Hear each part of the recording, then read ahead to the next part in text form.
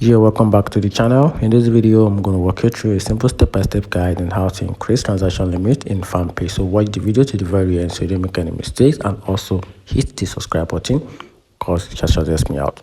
So let's get started. So the first thing to do is to upgrade to full KYC account.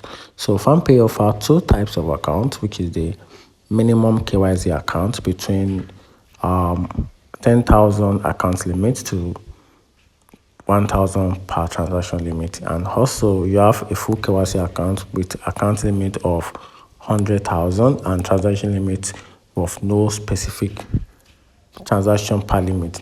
And to upgrade to a full KYC account, you have to complete the verification. So provide your IDR number and PAN card details, and ensure your mobile number is linked to your IDR for OTP verification.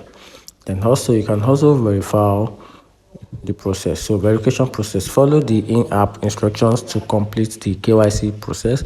Then verification may take some time, and ensure all details are accurate. And that's a simple step-by-step guide on how to increase transaction limit in Fampay. Find the video helpful, turn on the notification button and subscribe for more.